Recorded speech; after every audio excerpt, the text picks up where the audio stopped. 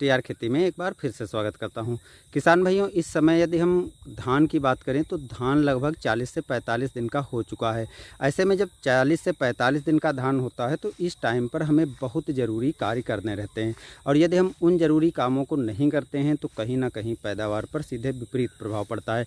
यदि लंबी अवधि की धान आपने लगा रखी है, जैसे 140 दिन से 145 दिन या इसके ऊपर पकने वाली हैं, तो जो 40 से 50 दिन के बीच का टाइम रहता है, ये आपके लिए बहुत ही ज़रूरी हो जाता है कि इस टाइम पर आपको कुछ उर्वरकों को देना है, कुछ कार्यों को आपको करना है।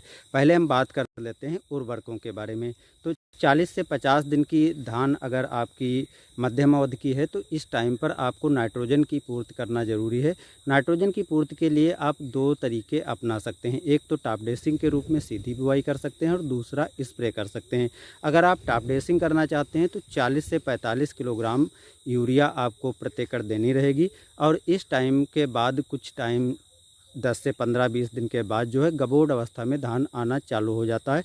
तो ऐसे समय में जब गबोड़ अवस्था में आता है तो पौधे को नाइट्रोजन के साथ साथ फास्फोरस की भी एक्स्ट्रा डोज की ज़रूरत पड़ती है, जो आप स्प्रे करके पूरा कर सकते हैं। लेकिन पोटास इस टाइम पर ज़रूरी हो जाता है गबोड़ अवस्था में, क्योंकि पोटास देने से जहां रोग बीमारियां कम लगती हैं, उसी के साथ जो है पौधे में कड़ापन आता है, पौधा का तना मजबूत होता है और बालियां भी लंबी निकलती हैं। बाली में जो दाने का भराव होता है दुग्धावस्था आने पर, तो दाने का भराव भी अच्छे से होता है और चमकदार बालियां भी निकलती हैं। तो इसलिए जो इस टाइम पर आपको उर्वरक देना है वो नाइट्रोजन की तो पूर्ति करना है, नाइट्रोजन के साथ साथ पोटास भी डालना है।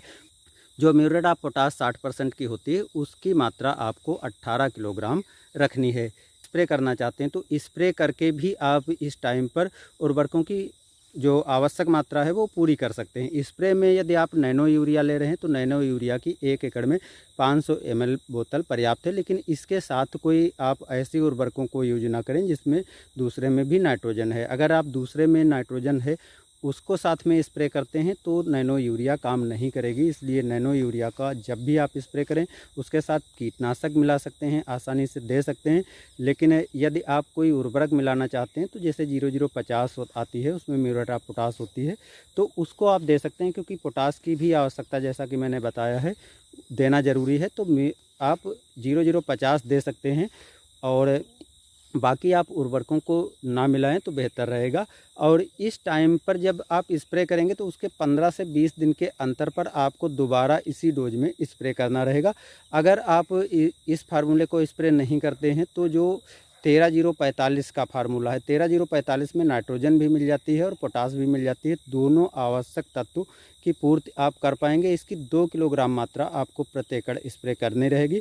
तो 2 किलोग्राम मात्रा को आप इस टाइम पर स्प्रे कर दीजिए, और 15 से 20 दिन के अंतर पर दोबारा भी आपको स्प्रे कर देना है, जिससे जो पोटास और नाइट्रोजन की पूर्ति है वो आसानी से पौधे को आप कर पाएंगे। और जो आपको पैदावार की बात करें तो अच्छी इसलिए मिलेगी क्योंकि बालियां लंबी निकलेंगे। बाली में जो दाने खोखले रह जाते हैं उनके रह जाने की संख्या काफ़ी कम होगी, और बाली लंबी निकलेगी, मोटी होगी, और दाने भी चमकदार निकलेंगे। तो इस टाइम पर आपको इन उर्वरकों को देना बिल्कुल नहीं भूलना है।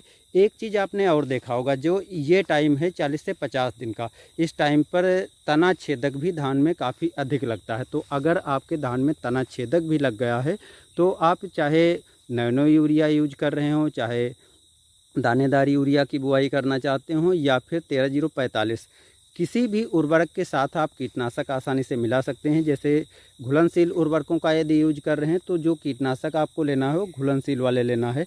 घुलनशील में आप ले सकते हैं जैसे कोराजन हो गई, क्लोएंट्रानिलिप्रोल, इसको भी ले सकते हैं। 60 ml प्रति ला करके आपको इस स्प्रे करना है। इसके अतिरिक्त एम्प्लीगो आती है, तो एम्प्लीगो में क्लोएंट्रानिलिप्रोल और साथ में लैम्डासाइलोथ्रीन भी मिला होता है, जो पत्ती लपेटक को भी आसानी से कंट्रोल कर देता है। तो उसको भी आप साथ में मिला सकते हैं, लेकिन दोनों में से कोई एक मिलाना है।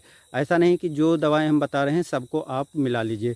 इसके अतिरिक्त जो फिप्रोनिल आती है, फिप्रोनिल भी आसानी से मिलाई जा सकती है। 5% की जो फिप्रोनिल आती है उसकी 600 से 800 ml मात्रा लेकर के साथ में मिला करके स्प्रे किया जा सकता है, और काफ़ी अच्छे परिणाम वो भी दे देती है।